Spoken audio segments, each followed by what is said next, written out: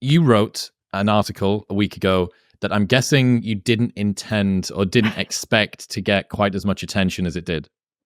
I really, really did not. I had been working on the article, Men Are Lost, for a couple months beforehand, and I knew that there was sort of growing discussion about the crisis of men in general. I'd read Richard Reeves's book, I've been following Scott Galloway and others on their podcasts, but it seems like the piece was almost the permission that some people needed to finally talk about the issue out in the open. And they were like really surprised to see it in a mainstream publication too. And also at length. I will admit that it is quite long. But I've been really excited by the response. I think the reason that it needed to be so long is because having this discussion is so far away from the typical cultural zeitgeist that you have to take people there one step at a time. Richard Reeves talks about this. He has to prostrate himself on we're not saying that women shouldn't have their focus on them. And we are not trying to take away any. And we must remember that the problems of the LGBT trans community are also. And finally, after we've gone through this big rigmarole, we can actually get to the conversation of talking about men. So there is no such thing as having a short article about the crisis of modern men, because it leaves so many holes that people who want to interpret it in an ungenerous light are just immediately going, oh, so you think that such and such. It's like, no, obviously not. Yeah, you have to leave space for all of the caveats and the not necessarily shout outs to different groups, but and we're acknowledging that this kind of man and that kind of woman, et cetera, et cetera. But I mean, it was also long for me, at least. And honestly, it was longer. My editors did cut it down because there are just so many different threads that are coming together in this question. Another columnist at the Post wrote to me and she was like, it almost feels like you could draw a dotted line from just this question of what's happening with men to kind of everything that's happening in our moment, whether it's politics or religion or all these different trends. So there are just so many kind of angles to this question and sources of discontent and maybe solutions that it's hard to fit it into one piece. I guess that's why Richard wrote a book. What is happening with men nowadays? Well, we throw around the phrase the crisis of masculinity. But I actually do think that there is a crisis. Explaining it out is also a long process too, because again, so many factors. But basically, we can start by saying that society has changed a lot over the past 30 to 40 years. And many of those challenges have been great for some groups, for women especially, but they have not necessarily been so great for men, especially working class men. But men of all kinds seem to be feeling a sort of malaise. We can tick off a couple of statistics, right? When it comes to education, first, women were finally allowed to go to college, which is great. Very supportive of that. But right now, in most colleges, we're seeing that women, outnumber men hugely. For every 100 undergraduate degrees, bachelor's degrees that women get, men only get 74. And, we saw a huge wave of kind of college dropouts, basically during the COVID-19 pandemic. When you look at the data, 70% of those who just sort of gave up and left school were men. You can look at health statistics. So, we've talked about deaths of despair, deaths from suicide, alcohol-induced illness, or drug overdose. 3 out of 4 deaths of despair are men.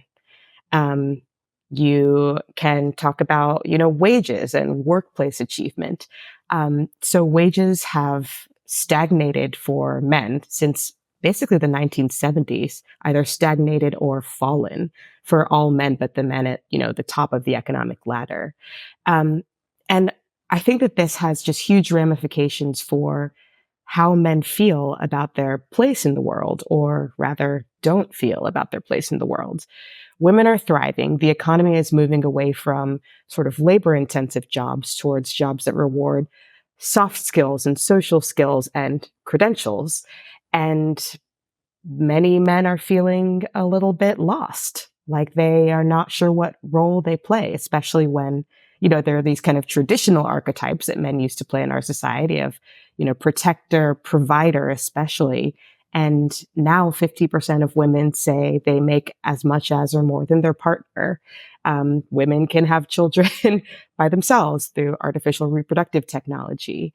And then, of course, the LGBTQ movement has achieved more acceptance in society, but it also seems to have kind of made the question of gender even more unclear. If you can change your gender, if sex doesn't really mean anything, what does it mean to be a man, actually? And so a lot of young men, especially, are feeling, as I said, lost. Like they don't know where to fit. And they're kind of looking for role models of what a man should be or could be in this moment. And coming up short, except for some pretty bad examples, which I also talk about in the piece. Yeah, there's an interesting 1-2 punch, I think, that has kind of happened. The first being a structural change that has disadvantaged young men, or at least meant that they have been able to take advantage of their talents quite as much. You mentioned we've gone from a brawn-based to a brain-based economy. Credentialism is much more important now. Conscientiousness skews female. Girls are better at sitting still through the time that they're teenagers and adolescents and remembering to get their homework in on time. 2-1, basically, females to males, completing a 4-year US college degree. It gets even worse if you look at master's level. 7 times more men dropped out of college during COVID than women did. So, all of these things on top has created a structural environment in which men aren't exactly thriving.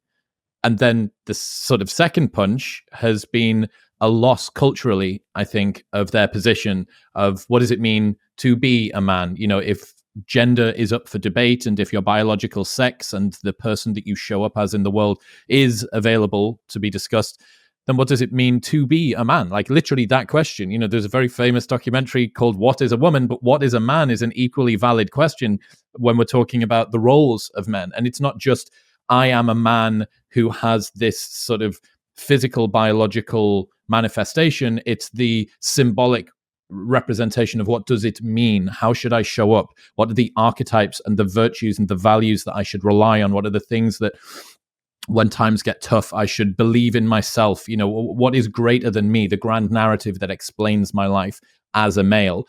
And it's that 1-2 that I think has caused a lot of men to feel very dispossessed. They feel like they're not really getting much sympathy.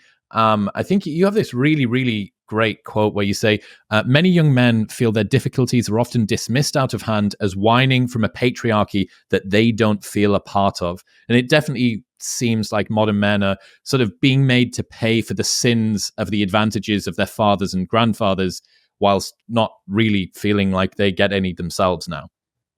Yeah, that was a big part of what I wanted to talk about in this piece, because I think another factor that's making men feel dispossessed or not sure of what they belong is that our culture has also shifted. And I think many of these shifts have been good things. Again, like it's great that we've recognized that, sexual assault is real, that you need to get consent. The Me Too movement was a good thing. It outed a lot of predators. At the same time, I think especially in media culture, and in progressive spaces, frankly, there's been this reflexive push to say, the future is female. Men suck. Like men are garbage. Masculinity is toxic. Those are kind of acceptable things to say now. And, telling somebody that the person they are, like that they are toxic, obviously doesn't make them feel good, obviously doesn't make them feel accepted by society. And, when you say, okay, men are toxic, masculinity is toxic, what's the alternative? Like, what does a good masculinity look like?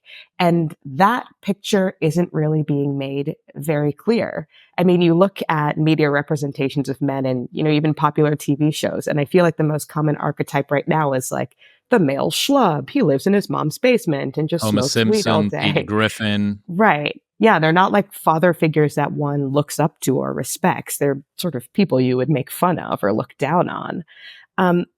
And I feel like this comes at, I think, the expense of a productive dialogue, actually. It pushes men out of the conversation and opens up a space of vulnerability that, is often filled by bad actors. It's also not really, I think, fair, actually.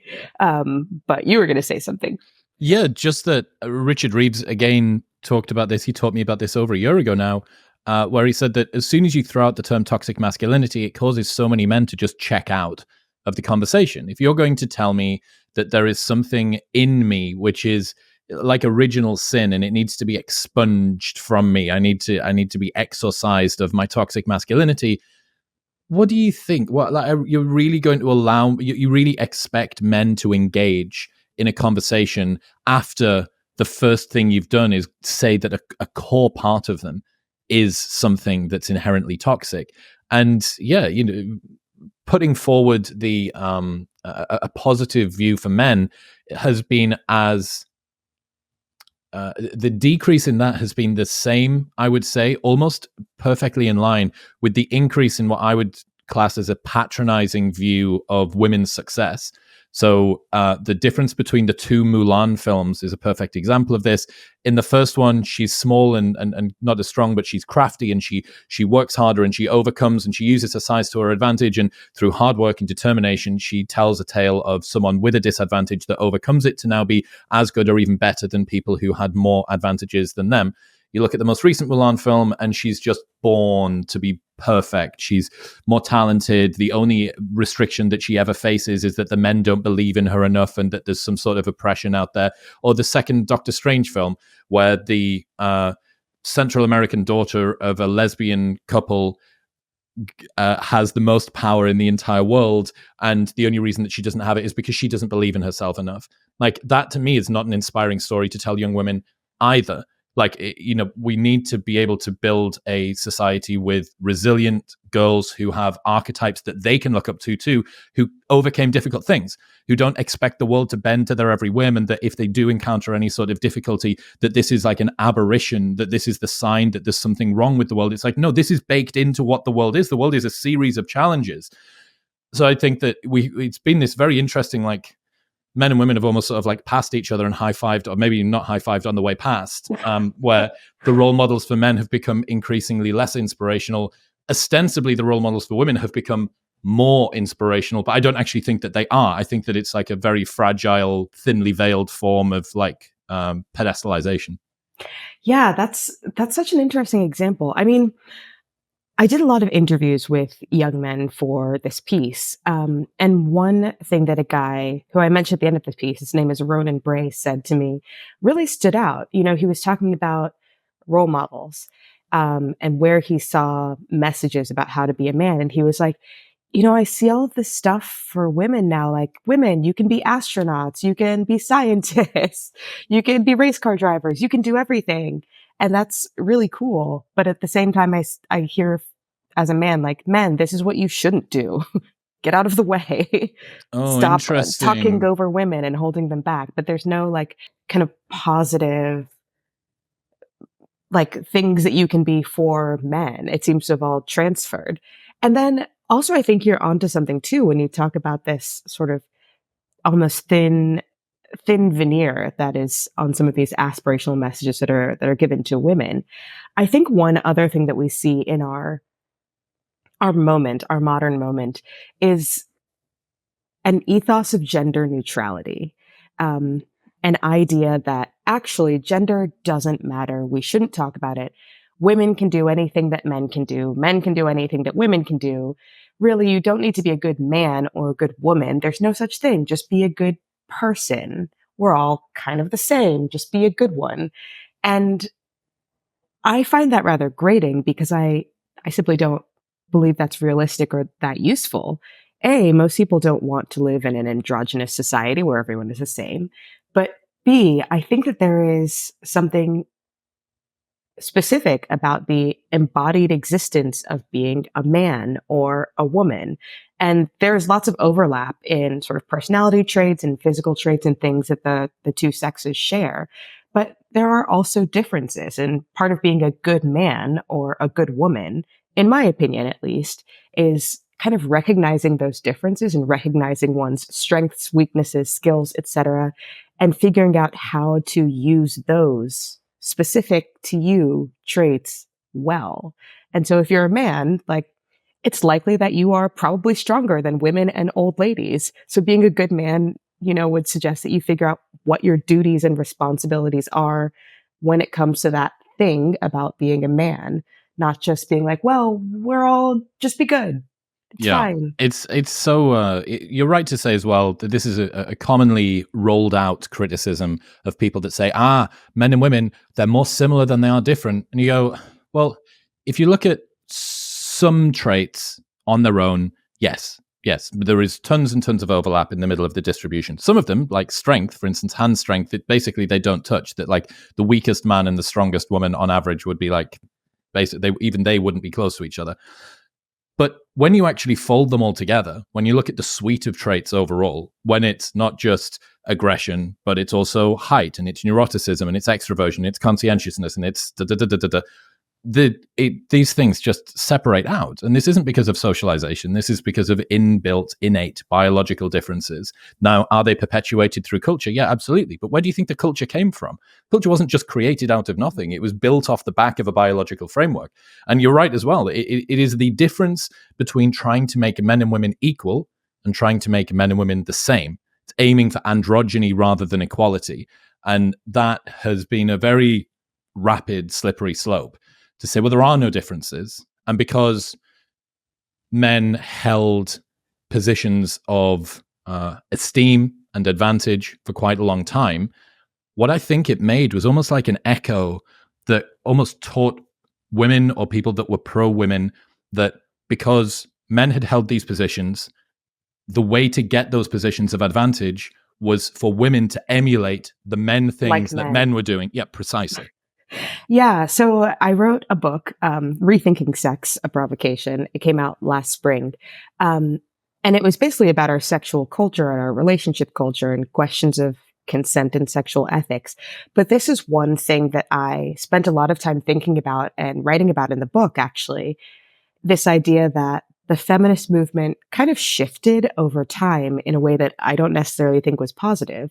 You know, original feminists were what they said really was that, you know, women are important. Women should be respected as much as men are respected. Women should be allowed to partake in society as much as men are, but women should also be respected as women for being themselves. And then slowly over the years, we've shifted through this kind of like playboy to girl boss culture where it's like, okay, well, men have a lot of power. And in fact, honestly, kind of the worst men tend to have a lot of power. To be a successful woman, just be more like the most powerful man, who's often like the worst kind of man. And so it's like, women, be a girl boss, which is still a boss. Like, instead of being a playboy, you're just a playgirl. Like, you're just like picking up the same things instead of being respected for like your actual self. And that hasn't been healthy for women either. But when the same thing is asked of men, you know, it's not healthy for them themselves. No, I think modern feminism told women that true freedom was achieved by working like your father and having sex like your brother. I think that's, and I know that you're friends with Louise Perry and Mary Harrington, and I was chatting to both of them a lot over the last year about this very topic. And, you know, the failings of modern feminism and what it really hasn't given to women that it maybe had the opportunity to, and then how it's also, you know, to bring it back to the men conversation, I think a lot of men see feminism as overreaching from beyond equality into retribution. I think that they feel like feminism, and you know, it seems to me like there is a good amount of like women out there who would class themselves as feminists that are almost looking to get one over on men because now there are upper hands culturally that could perhaps be used to push a particular sort of narrative. And it doesn't surprise me that men feel like dispossessed from that movement too, which creates this like recursive antagonism between the sexes, that men feel like that they're being mistreated and women are the only ones whose problems are being seen. So I'm going to either retreat or become more misogynist, which means that I'm going to retreat further, which means that they're going to dislike me more. And it keeps on going and going and going. So going back to sort of the conversation, the cultural milieu around this, why are people struggling to advocate for the problems of boys and men so easily? Well, so really quickly, just there are some data points that actually totally support your thesis about this retributive. I knew it. I knew it wasn't just bro science. I knew it wasn't. Yeah, no, I mean, a recent survey came out that showed that among Gen Z men right now in America, fewer than half of them would say that feminism has been good for American society, which is a pretty startling statistic, actually. For Gen Um, Z, the like soy the boy, blue woke killed cook generation. generation. Yeah, precisely. Yeah. And then there was a survey done by Ipsos. It was a global survey about sort of the state of gender relations around the world, but you can isolate out countries. And in the United States, I think it was 43% of men agreed with exactly the statement you made, that the push for women's equality has gone so far that it has turned into discrimination against men. And so almost half of men in America apparently think this, which is something that should be maybe a little bit alarming to women and to progressives, to anyone who wants cooperation between the sexes.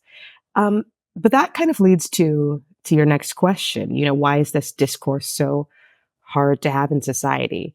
Um, that was one of the tough things about writing this piece in a way, because kind of as you were saying at the beginning, like you want to respect all sides and you also don't want to be read as something other than what you are. Um, I think that there is, first of all, an unfortunate tendency in politics and American politics specifically to view things as very zero sum. Um, like, okay, well, we have spent some time helping women. The feminist movement has succeeded in some ways, but the gains are still really fragile, as we saw when the Dobbs decision came down and abortion rights were rolled back. We saw this during the COVID-19 pandemic. Like, women had entered the workforce and then they just started dropping out because they didn't have support during COVID-19. So there's this feeling that, like, okay, we've kind of just started moving forward for women. If we turn our attention to men now, then I guess women are over. Like, women are not going to get anything anymore. We're not going to focus on them. And so there's a resistance to changing the focus because it's viewed like we can either help one sex or help the other. I don't think that's true. In fact, I think that the sexes rely on each other to support each other. And if one is in its flop era, the other one's going to be in trouble too. I also think that there is an unfortunate, like, mixed dissociation.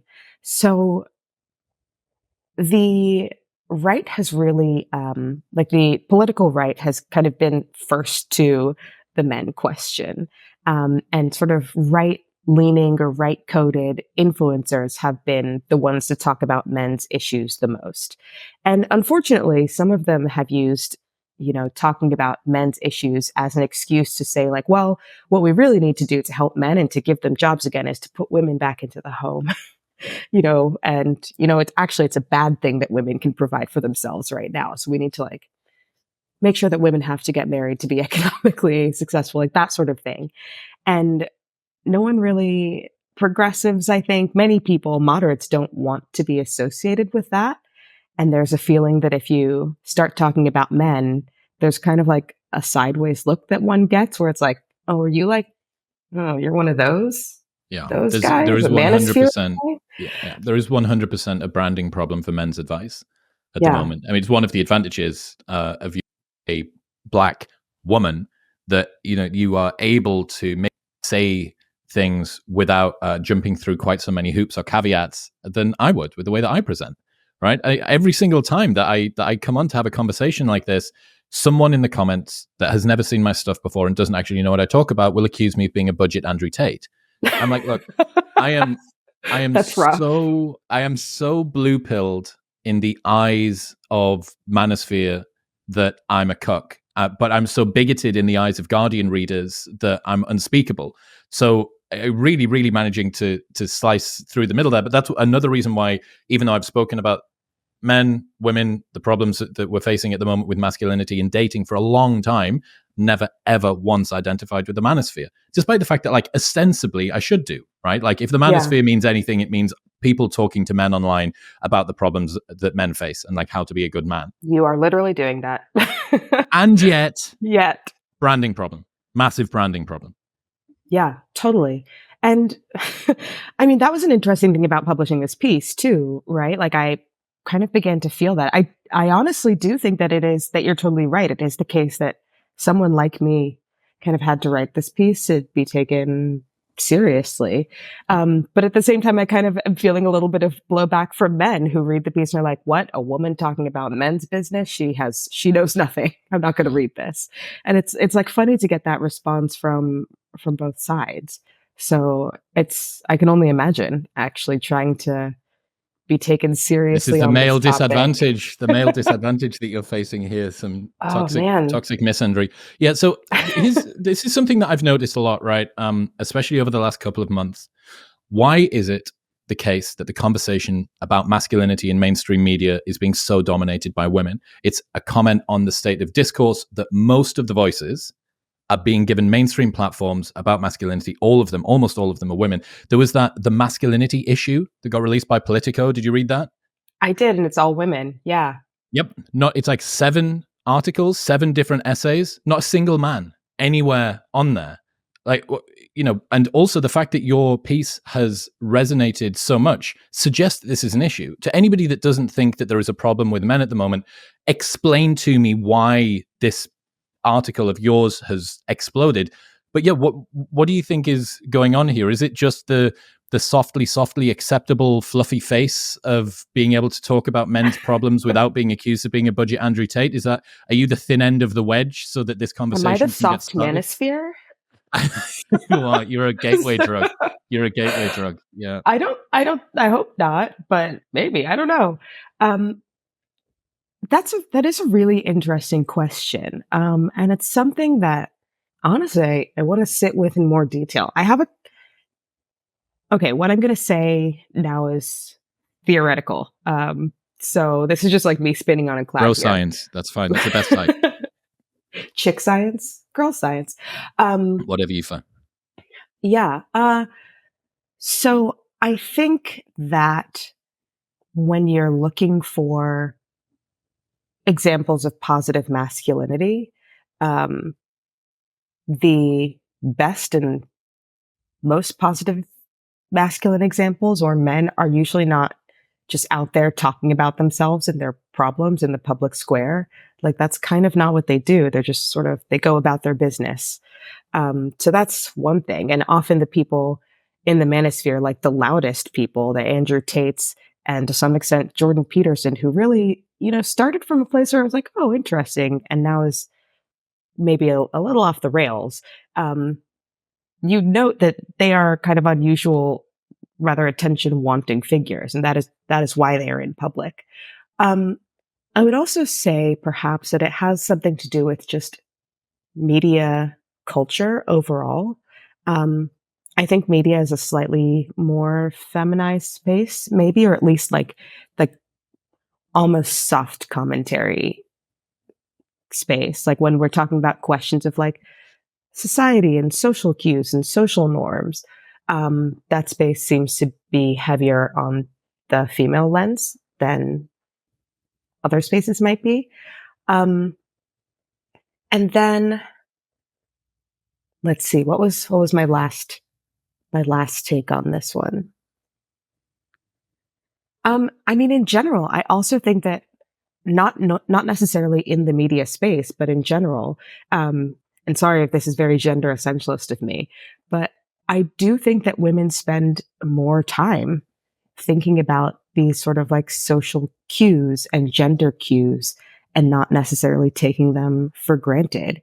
There is sort of a whole sphere of academic study now that's women's studies, and it's just about how identities are formed, what they look like.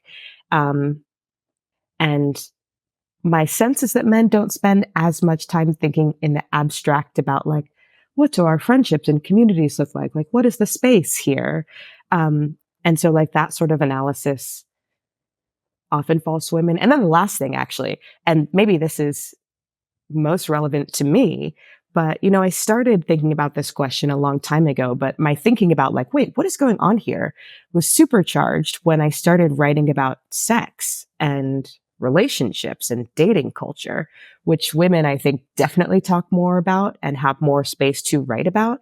And I think that is the place where the issue of like, what is going on with men exactly? We need to figure that out because they're really kind of either acting up or not acting at all, like became very obvious to women who are like trying to date men and being like, why is everyone so terrible all of a sudden? Or not all of a sudden? Something has changed. What is it? And so women maybe started thinking about this earlier in some Well, sense. there's some incredible percentage of psychologists that are female. It's like 70+%, I think, of psychologists are female.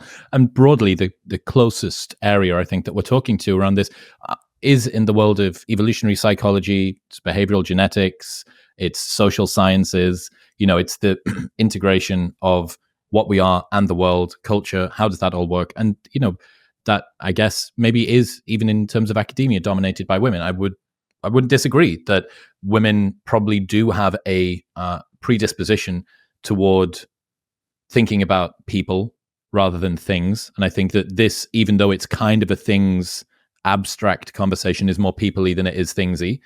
But I also agree that the conversation about dating was what got me into the thinking about masculinity and men's issues too. And you touch on this really, really well in your piece, which is to the extent that any vision of non-toxic masculinity is proposed, it ends up sounding more like stereotypical femininity than anything else. The problem being that even the women who support this narrative probably don't want to have sex with the men who are following it.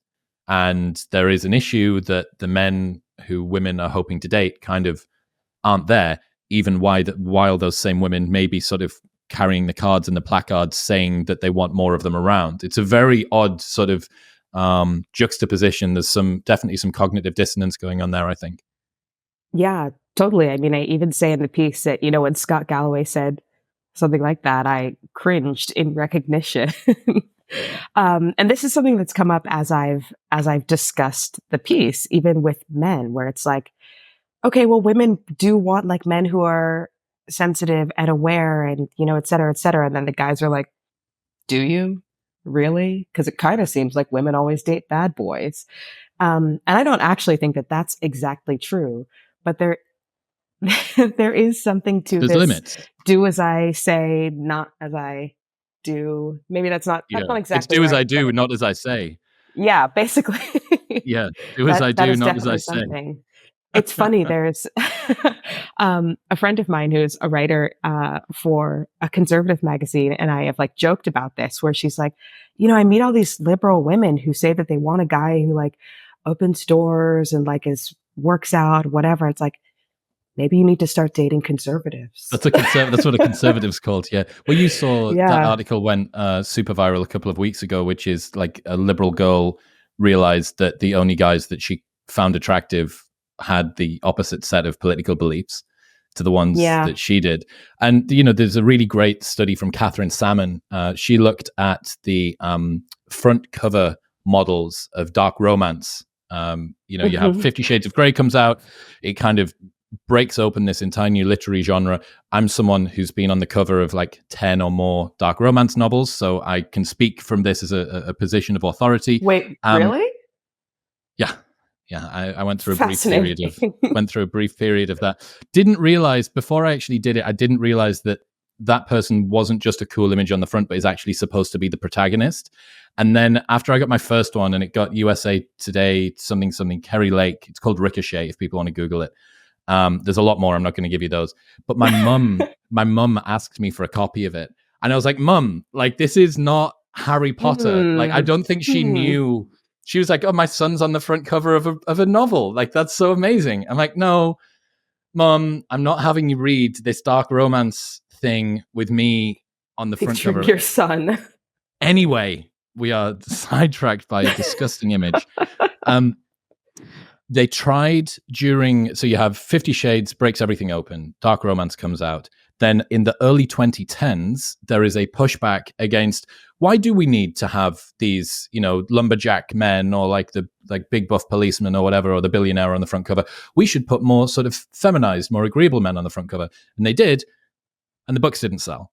The books didn't sell well because even though that might be publicly what is popular for women to uphold and pedestalize, that's not necessarily what they're attracted to. There is a caveat here to add in, which is the thing that you want to fantasize about is not necessarily the thing that you want to marry. And there's a big difference there. You know, like men too, like she's for the streets is all well and good if it's not for a one night stand, right? Like she's not for the streets if she's ready, willing, and able. So both men and women fantasize sexually about things that they don't necessarily optimize for when it comes to a long-term relationship. So it's not strictly true, right? Like there are certain things that women may even optimize against, like the hyper-masculine side, the super disagreeable man may be very sexually arousing, but not super useful to be in a long-term relationship with, because it would probably do your head in. But yeah, my point being that stated and revealed preferences sometimes clash up against each other. Yeah, and there is something interesting too about sort of subtle and ambient pressure to state a certain preference that you may not even hold, right?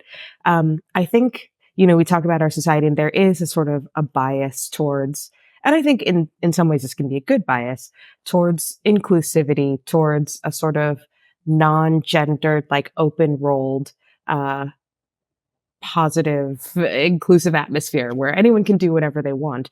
And so even if you are a woman who, like, I don't know, wants a super masculine looking, like cover boy hunk, like to be a good feminist, say, or to feel like a good modern or a good progressive or something, you'll probably still say in public, like, yeah, I want to date a feminist, like I want to date someone who is evolved. I need to date a man who goes to therapy.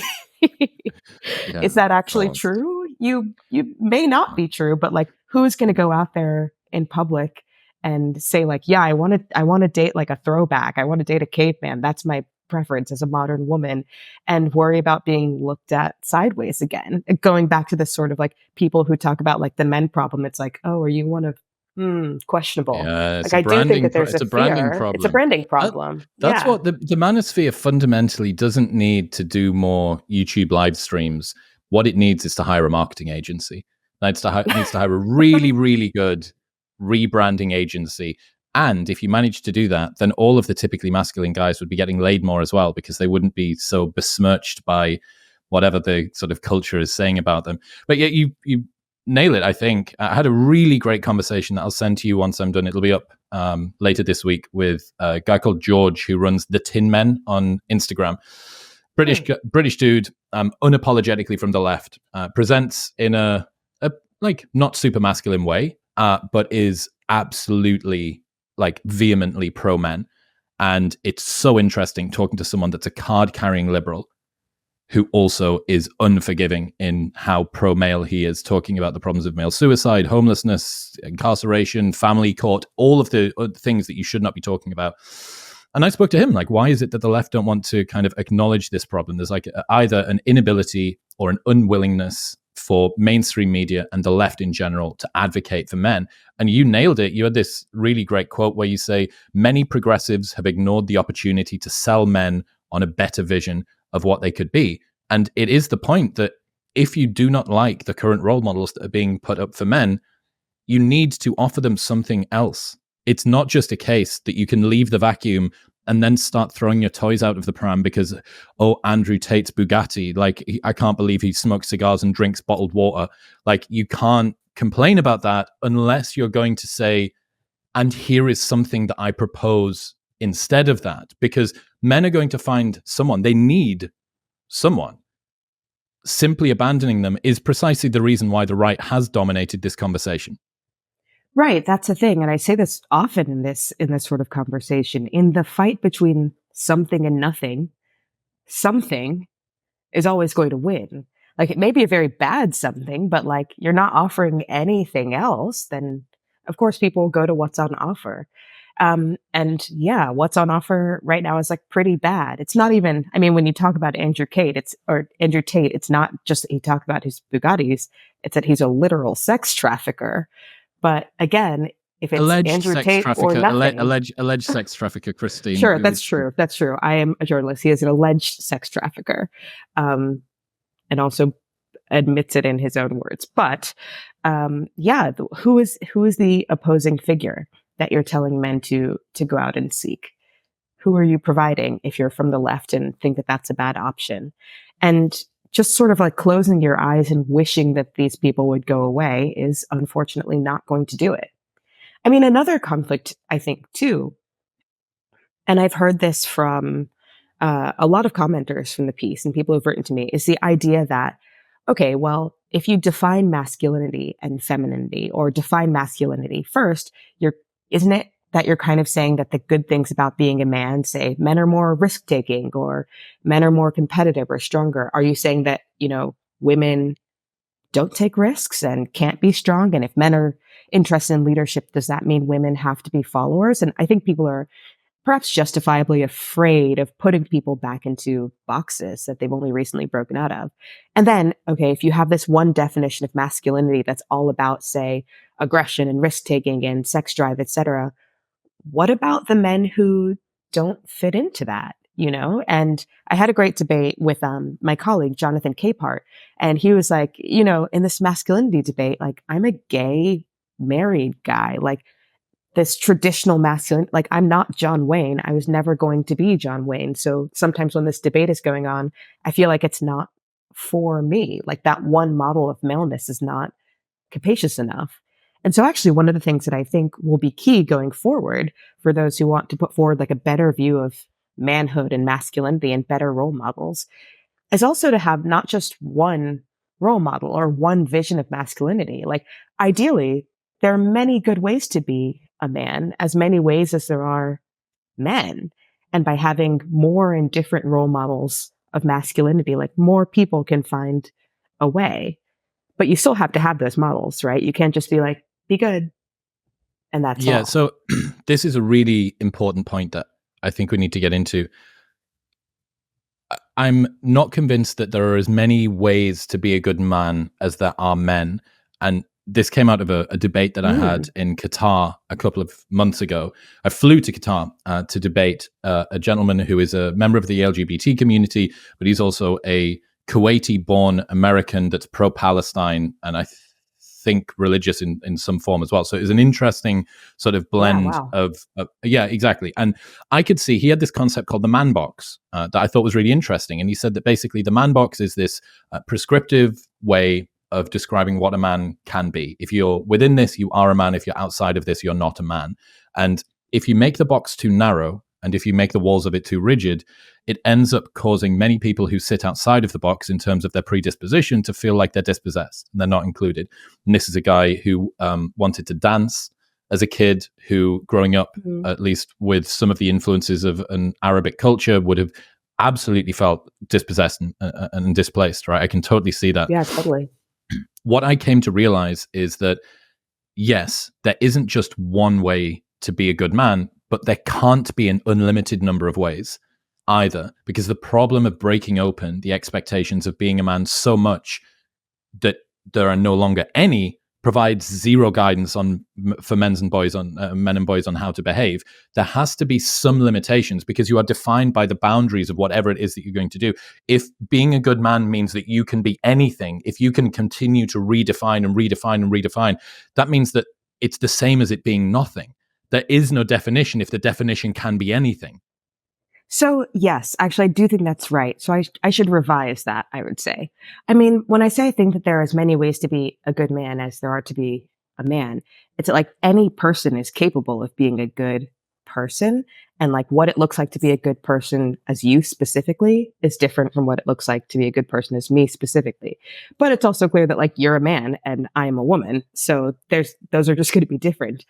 I think it's really important to recognize that people do actually need boundaries and need role models and norms that are specific, especially when they're younger. And so this was an interesting thing that I found reading responses to this piece. Like, we only have comments open for 3 days, and there were 10,500 comments on this piece, Do which you is see? nuts. Did you sort it by most liked or most commented? Did you see what that top one was? I haven't today. What's the top one?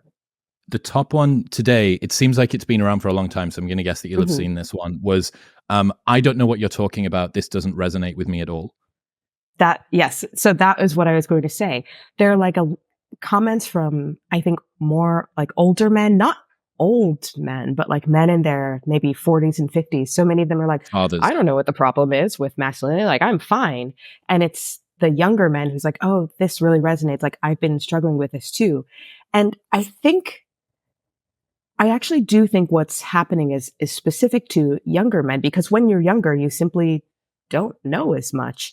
And so you kind of need a roadmap or a path to start from, like at least a basic norm that you start from acknowledging. And then as you grow up and you get more experience and you figure out where you fit in the world, it's like you sort of begin to expand and like figure out how that norm fits you, right? Like there's a path, and like as you become your own person, you branch out. But there has to be a starting point, what is a man? Like there's kind of a basic starting point that you need to start from. And then as you figure it out, you become your own person. But there has to be at least some baseline, some original norm. And so I think that's what I'm saying. Like there needs to be like a baseline. Okay, a man is X. Like, how do you be a good man? Like, it includes these things. And what does that look like in your own life? Like, that may vary depending on your profession, whether you're married, et cetera, et cetera. But you start from here. And I worry sometimes that, the push is that like, well, everyone is so different. Like, there is no baseline, exactly what you're saying. Be a good person, and not a good man. Yeah, that doesn't tell you anything. Yeah. No, I think you're right. And it's a shame that we've got this thing called gamma bias. Did you come across this? You describe it in your piece, but I don't know whether you came across the term. No. Okay. So I think that you explain if there is something which is ardently pro-female, it's very heavily gendered. If there's something that's ardently pro-male, it gets desexed, right? And the reverse is also true. So male serial killer, if it was a female, which it probably almost certainly wouldn't be, but if it was a female, it regularly gets desexed. This is by John Barry from the Center for Male Psychology, and he calls it gamma bias, which is that the successes of men are degendered and the successes of women are sexed too, because we're still living in a world where the culture presumes that success of women is an outlier or an aberration. What? Successful women serial killer. Sorry. Successful woman serial killer. Yes, exactly. We need more role models for women. Women can be serial killers too. They can. I know. It's a card. Where's the fucking parade for that? Yeah, but you end up with this situation in which there is a vacuum of positive examples of masculinity. He is this really great example where Sarah Everard. Do you remember that case? It was in the UK. It was this woman who was horrifically sort of followed home and killed by a British police officer. And there was, candlelit vigils and people in the streets and blah, blah, blah, blah, blah. And horrific, like absolutely horrific story. The next week, a man jumped into the Thames to try and save a woman that was drowning. And it didn't even say man in the headline. And it was like person jumps into river to try and save woman, dies. Again, John seems to have done the work to have been able to show that this is replicated. And I don't really think that there's a broader conspiracy here other than it's commonly applauded in the media to be like, yay, women. And it kind of less popular to be like, yay, men. So what do? Well, they just lean into what they presume is going to be popular. And that seems to make sense. We've explained today how many different hurdles you had to jump through to make sure that you didn't trigger any of the different tripwires and defense mechanisms that would have potentially caused your article to be misinterpreted. So it's evident that these things still exist. But I do worry that by doing that, what is left as a positive role model for men. And as you said, the formative years are formative for a reason, right? Like these are the times when you're looking for like, okay, what should I do?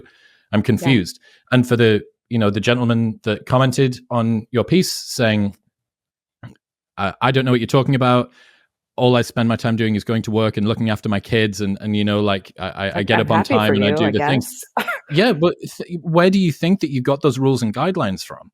Like, okay, it's not about your problem right now. The goal of much of sort of men's education and general life education overall is to get yourself moving to the stage where you can kind of pedal on your own 2 feet. It's okay. And now Yeah. I have some of the advice. The stabilizers have been taken off, and I can kind of weave my own life path with the understanding that I've got these foundations behind me. Yeah. Yeah, no, exactly. I mean, also one of the things that, so I interviewed Richard Reeves and Scott Galloway, among other sort of experts for this piece. And one of the things that Scott said really resonated with me. He said that this is, first of all, that this is an ongoing problem that's not going to be fixed overnight. And part of it, unfortunately, or not unfortunately, but just truthfully, is a problem of responsibility. Like men do have to decide to be better and to, work on themselves. That said, it's also the responsibility of older men and community role models, like the 50-year-old guy who's like, my life is great. I'm a great man. Okay, cool. Like go teach another young man how to do that. Because so much of this learning is also, and I think that this is different in some way for men almost than it is for women. Much of it does come from role modeling, from having someone to look up to. So like there's research that I cite in the piece, from this landmark study by Raj Chetty, and it was actually about economic mobility, in different neighborhoods. He studied this by zip code, but there were a lot of sort of interesting side findings in the work. And one of them was that for Black boys, specifically, economic mobility tended to be much lower. And actually, a lot of the difference in economic mobility by race between white and Black was due to the kind of poorer performance of boys who were Black. But he found that if these boys lived in a neighborhood that had more fathers present, not even their own fathers, just like more dads around, somebody else's dad, whatever, they were far more likely to achieve economic mobility. And so like just the presence of role models had a huge effect. And there's other research showing that boys are just much more affected by the presence of good figures in young age too. There's this sort of daisies versus dandelions model where, girls, even when they're brought up in adverse circumstances, tend to be pretty resilient and can bounce back. They're dandelions. They grow through the cracks. They just like make it work. But actually, and perhaps unexpectedly, little boys are daisies. If they have adverse experiences, if they don't have good role models when they're younger, they're much less likely to bounce back. They just wilt. And so to raise good men, like other men, older men who have been successful and are comfortable in their masculinity, need to take it upon themselves to be part of the solution. Really amazing point. First thing that comes up for me is so interesting that guy that commented that said that everything in his life was fine. I don't know what you're talking about. His first port of call was to go to atomized individuation. He was talking about me, I'm okay, as opposed to, wow, maybe there's some truth to this. And maybe as somebody that feels comfortable in their own masculinity and like he's got his life together, I shouldn't reach out and say, can't believe that this is happening. Would love to try and help someone that's a young man that's suffering because I feel like I've managed to find my place in the world.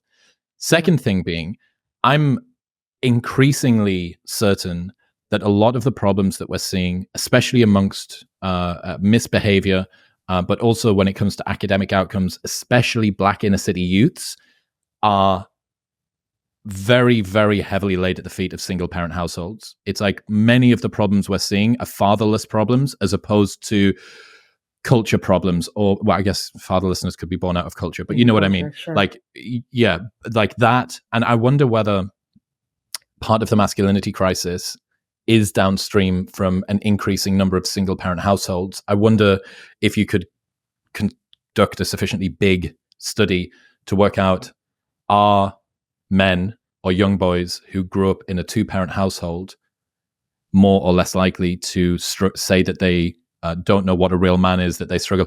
It would be insane if it wasn't the case. It would be absolutely wild. That would be a much more shocking revelation than it was, but until we've got the data, it's just bro science.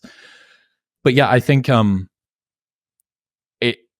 the single parent problem, the lack of strong father figures, again, is exactly why we need good role models out there, which is why, in an age of social media ubiquity, you are going to gravitate towards someone. I know that I found this. I got toward the end of my 20s, probably a little bit late to try and stop being an adult infant. But I get to, 27, 28, 29, and I've achieved a good bit of success in the way that society tells a young man that he maybe should. But I didn't feel like I understood myself. I didn't feel like I had a good conception of who I was or what I really should do. I didn't have a firm foundation on how I should show up in the world. And then I see this old, like, wizened druid-looking Canadian psychology professor on a bald MMA commentator's podcast, and I go, oh, wow, this guy's telling me to tell the truth. Wow, what a radical idea, to actually not lie to try and get things that you want out of people, but to focus on telling the truth instead, or X and Y and Z. And then you speak to like people like Sam Harris or Alain de Botton from the School of Life, all of these different interesting people who had insights that weren't necessarily about masculinity, but were about psychology and were about the world and the way that the world shows up. And from that, you infer what being a good person and being a good man is. And one of the things I'm most interested in, especially given that you've written this and now you've got all of this sort of attention, you must have been able to look at the current landscape of how these conversations are being had previously. It's not like you're the first person ever to talk about this. What do you think most commentators are missing when they try to talk about the problem of boys and men? Oh, boy. Well, I could go on at length.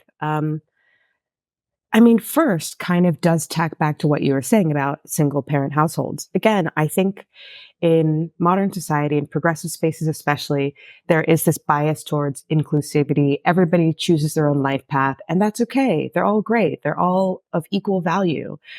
We don't want to stigmatize anyone. But actually, I feel quite certain that maybe the specific question is like, the specific question, are you unsure of your masculinity, may not have been asked. But there is so much data that shows that children in single parent households, and especially fatherless households, tend to do worse, and especially boys, when it comes to exactly what you're saying about discipline and academic achievement. Like, the data does show this very clearly. But there is a reluctance, I think, among many commentators to say that, or to point out that that could be a problem because it's seen as stigmatizing. It's not inclusive to the single parent households. Yeah. And that comes from sort of oversensitivity, and also maybe just a sort of acceptance that this seems to be more common. Like, this is the way things are, I guess. And so, like, that it's not offered as a solution that men should be better fathers and stay with their fathers, and that there should be more two-parent households. But that is just an obviously important part of this problem.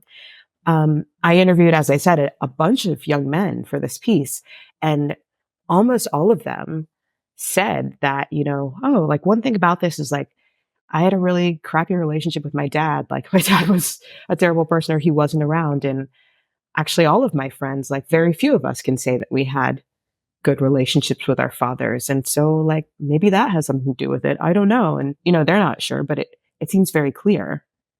And actually, like, there was one young man who I spoke to, and I didn't get to include this part in the essay, but he was like, yeah, I had a shitty relationship with my dad, actually.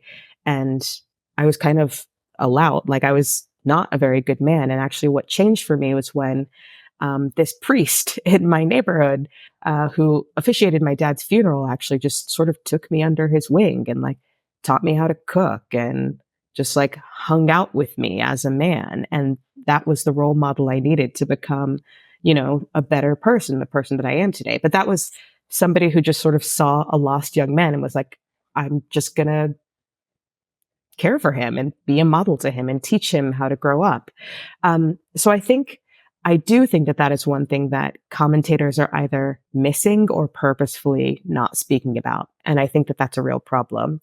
And I do think that when people try and speak about it, like Barack Obama had the sort of My Brother's Keeper program and had several speeches about dads and missing dads. And he was often sort of shouted down for being a scold, even though he was right. I think also that this question of representation is important, actually. And actually, this has become kind of a buzzword in progressive and liberal spaces, the idea that representation is important. Like, women need to see themselves in spaces, like people of color need to see themselves in spaces.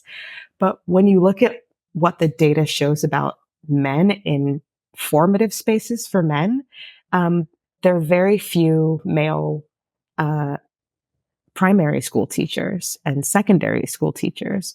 There are actually very few male nurses, as you said, male psychologists. And imagine if you're, a boy growing up in a single parent household, you're raised by your mom, you go through the average public school system, average public medical system in the US, you may really never see a man in a position of teaching authority until, you're an adult. What does that do really? And so perhaps a policy solution might be to kind of acknowledge that and try to figure out how to get men into some of these spaces. And some of the problem there is that these spaces are considered feminized because there's so many women in them, and that makes it harder to recruit men to those spaces. But I don't know, there has to be some way to do that there. Yeah, I mean, those are just two things, actually. There are a number more, but the I wonder family whether situation, the role modeling, yeah. both of those are huge. A couple of the conversations I've had, one with Max Rudd last year. This is a guy who was going to get married, and I think he's always had female friends. He tended to have more girl friends than guy friends. And he went to get his suit fitted, I think, or something like that, or maybe get fitted for the ring that he was going to wear. And the girlfriend that he was with said, "So who's going to be your best man?" And he said, "It'll come to me. Don't worry." And he got home and he realized, fuck, like, where are all of my male friends? He didn't have he didn't have a guy that could be his best man at his wedding. And one of the things that he discovered, it was more to do with the loneliness epidemic for men there, but that men's only spaces were seen as these sort of vaulted halls of power that was exclusionary to women specifically. And this means that we need to break open the doors because, I'm a female barrister and I want to make sure that there isn't a secret boys club somewhere so that I can be included, because I also want to become a judge or some high up sort of legal person. But like, okay, that's true. But if downstream from that, like working men's clubs and stuff and Yeah. men's sheds, which is this initiative coming out of Australia where older men fix shit together, and fixing shit together in a shed literally called men's sheds. I'm sure it's coming out of Australia. They just fix stuff. So there'll be a bench or a car or a lawnmower or something, and these guys just come together because men bond over doing stuff. I see this in my own life. One of my best friends, one of my longest standing friends, was my old business partner from my nightclub days. We're still incredibly close. I was a groomsman at his wedding, all of this stuff. But now that I do the podcast full time, our relationship is in a different bucket. It's one of nostalgia and a huge amount of love, but it doesn't have that same sort of dopamine and that kind of rush that I do with my editor, Dean, for instance, who's been with me for 5.5 years. And it's every single day. It feels like going to war with someone. It feels like standing shoulder to shoulder. In fact, that's a Richard Reeves thing, right? Where he says that, what is it? Women bond face to face, men bond shoulder to shoulder. Side by side. Yeah, no, that is actually the right third point that I was kind of forgetting. That is kind of a cliche, the side to side versus shoulder to shoulder thing. But I mean, it's a cliche because it does seem kind of true. And this also, I think, sort of throws it back to the question of why are there so many women commentators on this problem in a way? I do think that women spend more time face to face sort of therapizing about like the problems, where men may have the same problem, but they're just doing stuff together. Like they're not like, tell me about your problems. Like, let's just like look at each other over some wine and like talk about our problems. Yeah. Dangerous for one thing. But the single spaces question, I think, is a really interesting one and a really touchy one in this moment. And I think it is a really important one too. So I think the last big conversation about it was when the Boy Scouts became open to all sexes instead of just being the Boy Scouts. And I actually think that we may look back on that and realize that it was a mistake. So like one of the reasons why it would be helpful to have more male teachers in primary and secondary school is because male teachers often end up being the coaches for boys' sports and boys only sports. And often those are the places where like young men are sort of side by side I don't know, moving stuff No one around, wants doing to learn rugby from a woman. activities. No guy, no boy, 7-year-old boy wants to learn rugby from. They want to get covered in mud and get pushed over by a big dude. Right.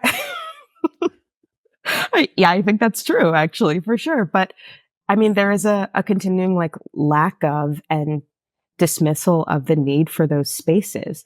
And so one of the things that I wrote about in the piece, I cite the sociologist David Gilmore, who did this big survey of masculinity over like a broad number of cultures on multiple continents.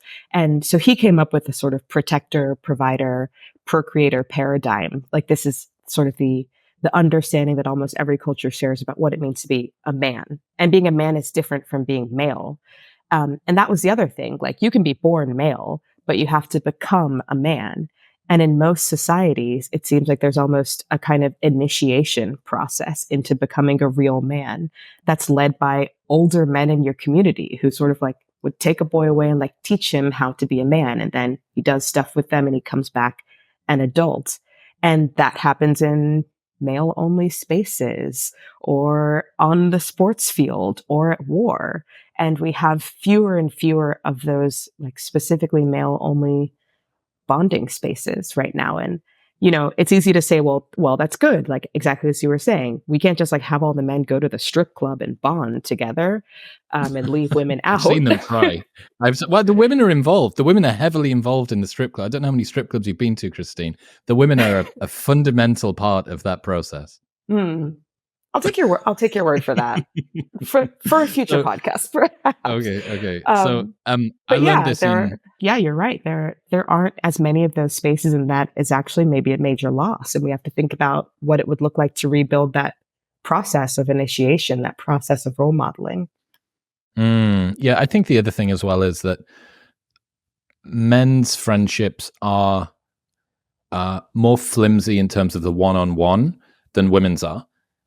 Men's friendship groups will have someone come and go. You know, Jim has been coming to the pub with you and your three mates every Friday for the last decade, but Jim's going to move to Thailand. So Jim's gone and now Mike's in. Mike, you're the new Jim. Like, hope you like it. And that's the way that men's friendships work. That's literally the way that their friendships work, because ancestrally, if you were going to go out with a small cohort of your guys and try and take down a wildebeest or a woolly mammoth, and one of you gets gored, you're going to be very sad for quite a while, but you can't be completely despondent forever because you need to keep cracking on and doing the things. Whereas for women, if you're alloparenting, if you're doing shared child rearing between you and your girlfriends, you need to make damn sure that you trust them. You need to be incredibly tight. And the likelihood of that cycling through would have been significantly less. Lower. Interesting in a like patrilocal society, I actually wonder how that would have worked, because obviously women were often sort of picked up and moved to the new husband's location. So that actually kind of throws a spanner in it. But that insight is from Robin Dunbar. And this one is as well. They're talking about the shoulder to shoulder or face to face thing.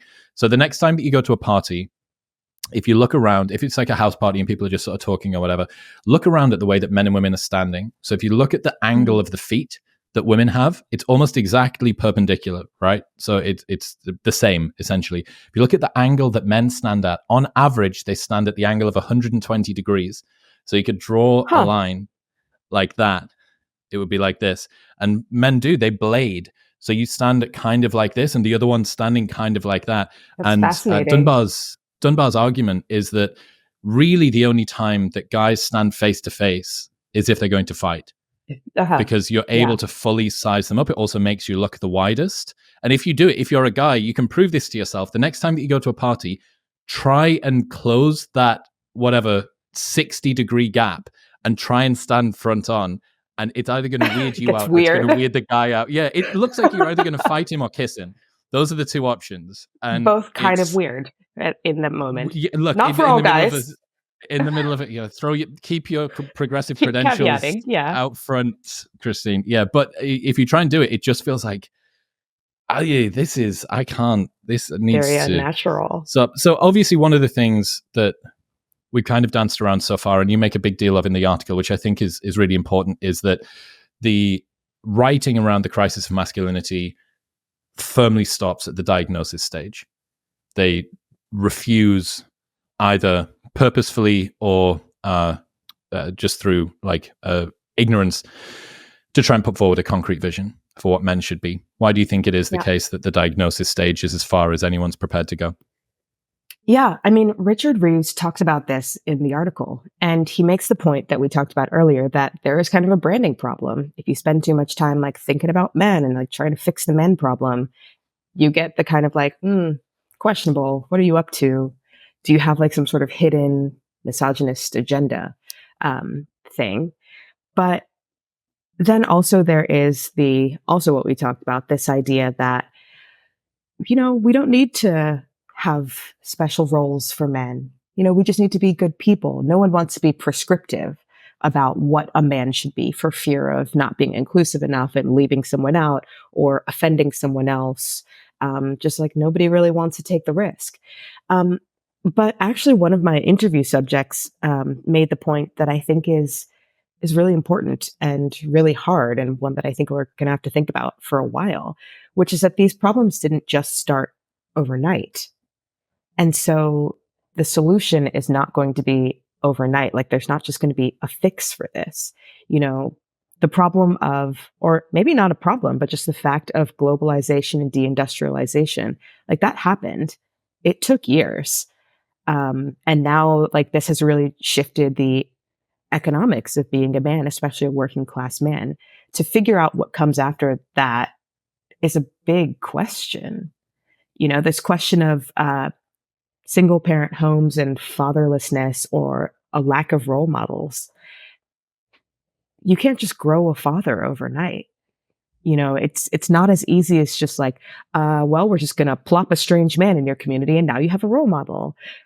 This is a problem where, kids have grown up fatherless and maybe their fathers who are now missing had negative father figures themselves who didn't really teach them how to be a man. And, it's kind of like we've cut off sort of patriarchy and these old norms off at the knees. And now there's sort of like an open field of what are we supposed to do? But growing back a tree in the field is not something that happens overnight. These are generational problems. And to come up with a better idea of masculinity, or even just an idea of what masculinity is, period, that fits in this moment, it's just going to be a norm shift, right? And norms are society wide and they take time. The women's movement achieved a ton, but the women's movement has also been sort of at work for the past 60 years, and those gains have come over time, not overnight. So I think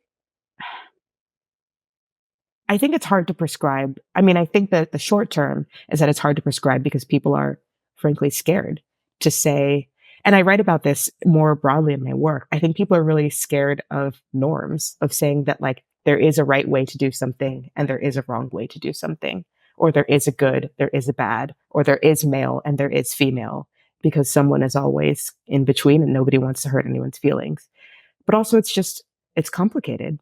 And it's about relationships, and you can't really policy fix relationships, like Joe Biden isn't going to pass a law that suddenly fathers have to go back to their homes. Relationships are things that you build from the bottom up. Yeah, the inclusivity definitely seems to be at odds with its instructionality in this regard. That the more inclusive you make, again, it's the man box. You expand it out sufficiently and you actually have nothing left. There are no guidelines at all. I do wonder about the cultural nudges. Something that's really interesting is if you look at what the feminist movement, first and second wave, were really trying to do, they were trying to change culture so that they could achieve something structurally, right? That we need women to be accepted in the workplace so that women can go to the workplace. What's happening with masculinity is that men have been displaced from the workplace and now need to find their place in the culture. Do you understand? Do you think this makes sense? That it's almost like the reverse of what the civil rights movement. We want to have the equal rights for people of color so that they can work because that's the thing that we're trying to get. And they both occur at the same time.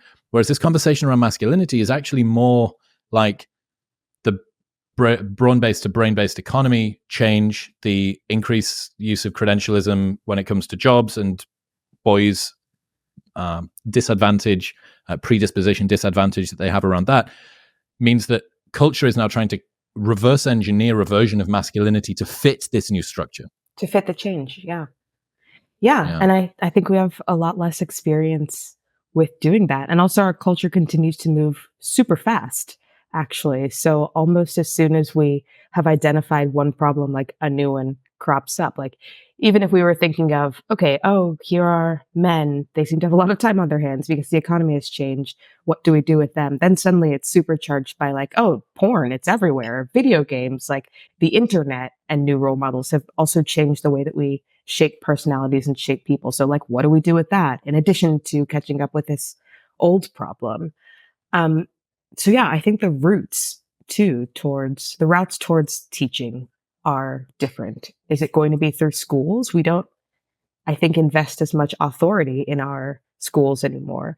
It used to be through perhaps religious institutions. People are increasingly becoming less religious and like less involved in their community organization. So like, where do you even go to start? And I think those are questions that we'll be weighing in on too. One thing that I would definitely say as a starting point, having spent a lot of time, a good chunk of the audience is male. A good chunk of them are in that age bracket who do still probably need a good chunk of guidance. The first thing I would say, the first prescription is to stop talking about men and the problems of boys and men in a way that causes them to check out, because regardless of what you try to do downstream from that, this is the gateway drug that opens all the rest of them up.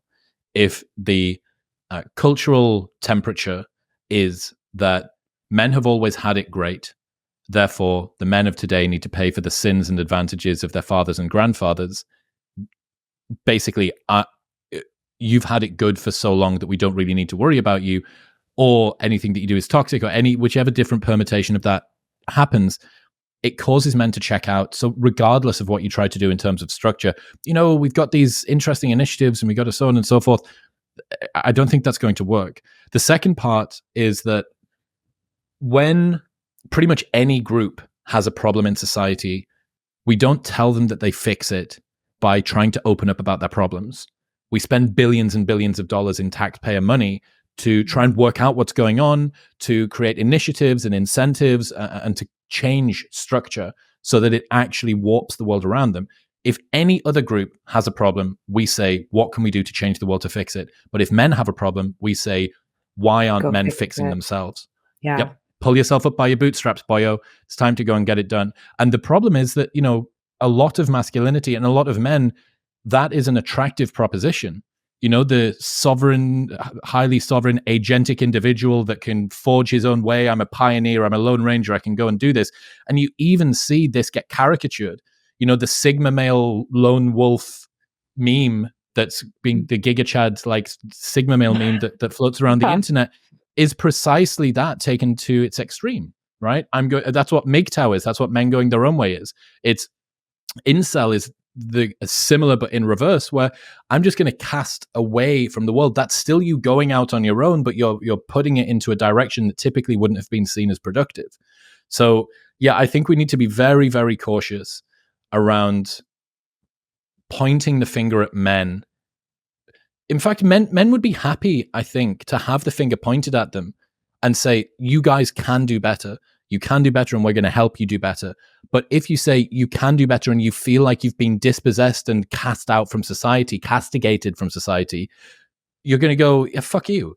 Like, okay, yeah, I'm useless and toxic and cool, whatever. Like, I'm just going to wank and smoke weed and play Call of Duty.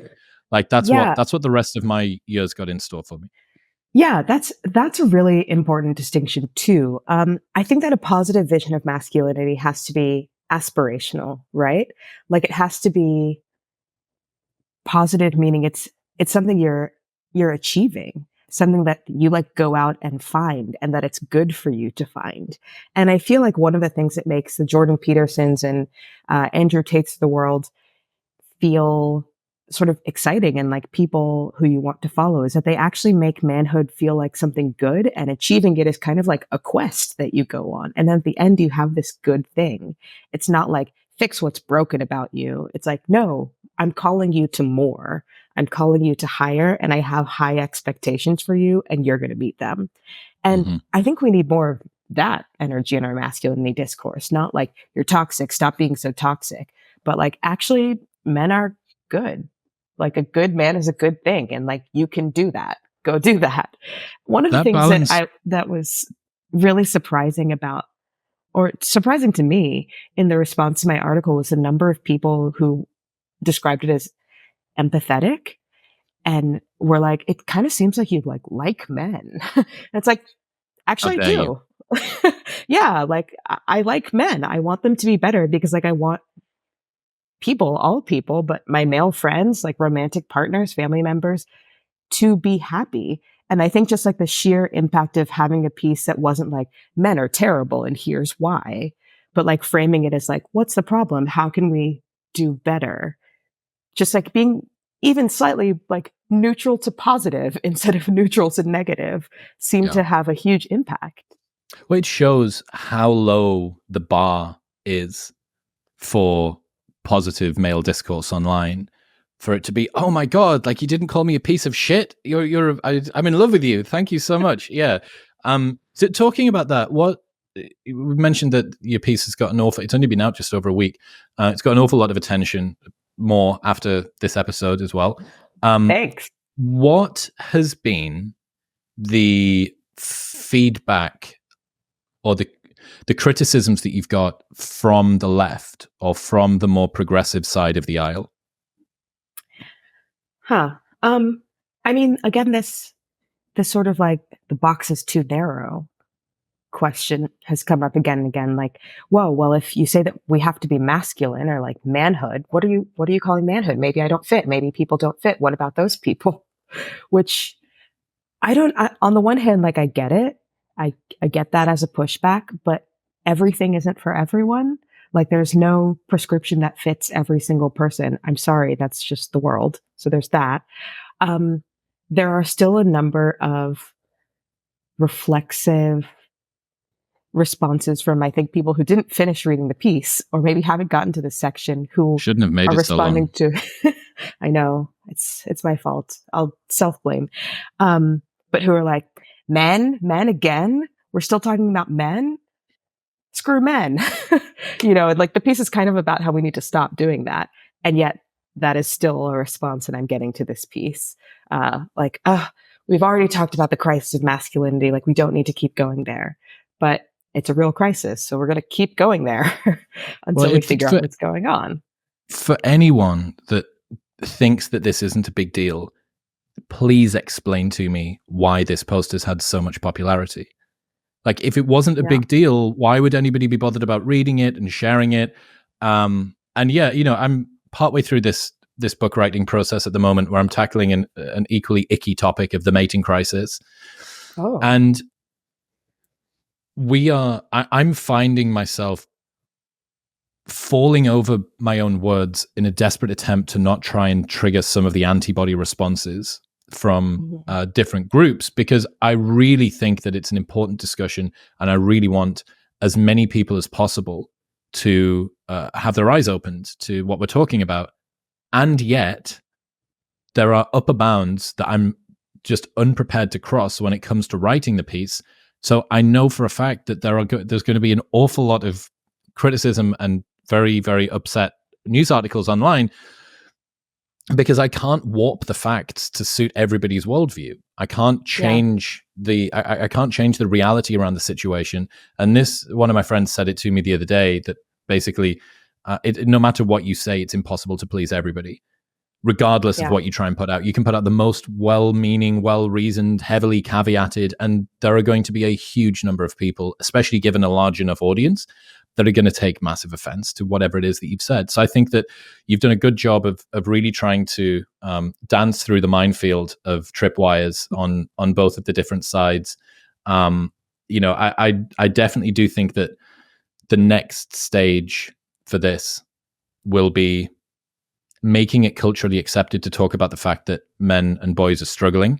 Once you do that, you can include them in the conversation. You then need to try and put forward something that looks like a positive vision that includes actual role models. That includes famous people and people in positions of renown who have lifestyles that are both aspirational and inspirational, that men can look up to, that they can pedestalize, and that they can try and follow. You don't need to love all of them, but you need to have at least a couple that you probably can afford to love.